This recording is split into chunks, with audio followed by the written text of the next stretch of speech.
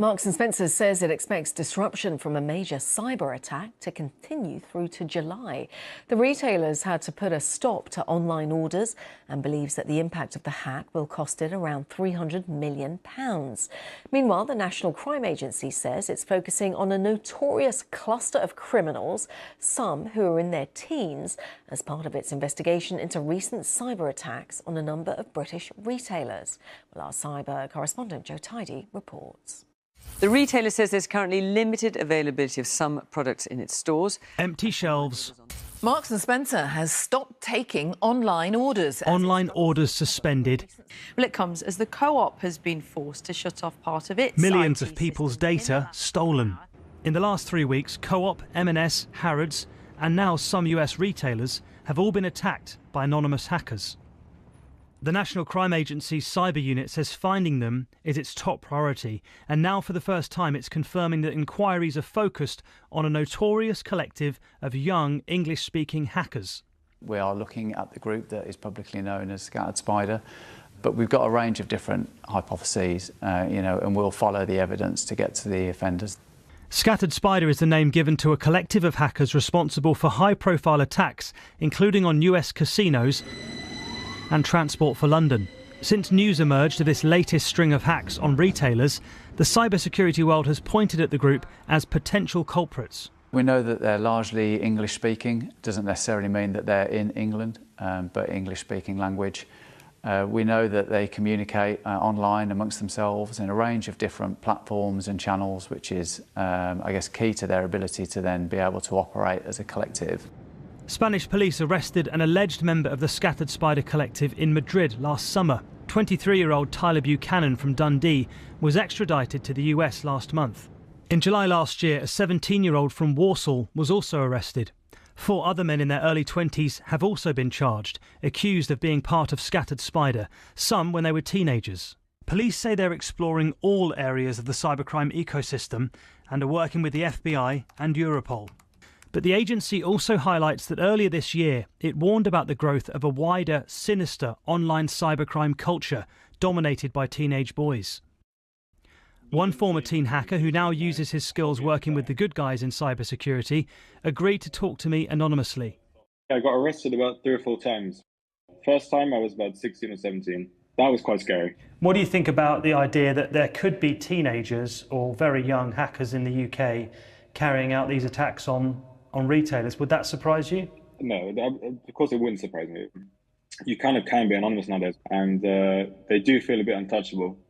It is really people's lives you're messing with, companies you're messing with, and for what ends, really. Earlier this month, the hackers responsible for the ongoing extortion of Co-op contacted me. In text conversations, they refused to say who or where they are, only that they're using the cybercrime service Dragon Force. They also claimed to be behind the M&S and Harrods attacks too. They left me with this image, clearly enjoying the chaos they're inflicting. Joe Tidy, BBC News. And as you can see, Joe Tidy joins us live now. And Joe, I just love this idea that they are contacting you directly. They're having a lot of fun with this, aren't they? They are, and that's the thing about this group, Scattered Spider, which is where most people are pointing in the direction of them, and that now we've got confirmation from the NCA. They seem to be focusing in that area. They don't just go after money, like all cybercriminal gangs. They go after infamy and fame and chaos. And we know this from previous attacks as well, and the way they work. And the reason why there's so much evidence or potential evidence going in that direction is because of something called TTPs, which is techniques, tactics and procedures. The way they are working to get into these organisations seems to be following a very specific path that these teenagers and young people, probably from the UK and the US, have followed in the past. And when it comes to the companies that they're targeting, you talked about Co-op, of Marks and Spencer's, of course, as well. M&S are not saying that it's cyberware, but from your experience, what do you think is happening to them? Because it's taking an awful long time to resolve what's happening with this huge company. Yeah, so it all started at Easter time, so we're looking at nearly a month now. And M&S isn't saying that it's ransomware. They're still referring to this as a cyber incident. I'm not sure why they're doing that, but everyone in the security industry knows it's ransomware. And we know from ransomware, of course, that the hackers, it's like a 3-step process. You break in, you steal as much data as you can, then you scramble the files, and then you go to the company and you say, give me a certain number of Bitcoin, and we'll give you the key back to unscramble your data, and we won't publish that data on the internet. So that seems to be the situation that M&S is in. That's why we're seeing such a long tail of recovery for them compared to Co-op, which didn't have that final step. And then we don't know what's going on with Harrods. They haven't said anything.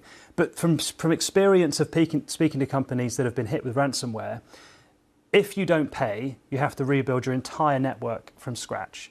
And I've been in companies months and months on after they've been hit, and you've got stacks of computers piled up, completely unusable.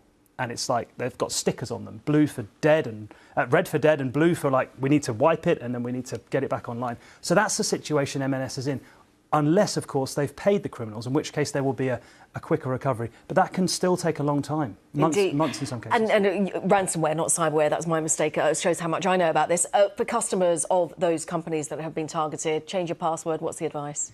Yeah, I'm afraid it's the usual. It's change your advice and be wary, because that data that's now in the hands of criminals from the Co-op and from M&S, date of birth, names, addresses, phone numbers, email addresses, that can be used against you in secondary attacks, especially in the example of M&S, which has got payment and purchasing history. So you can just imagine, if you think like a cyber criminal, there could be secondary attacks that people need to be very aware and precautious of.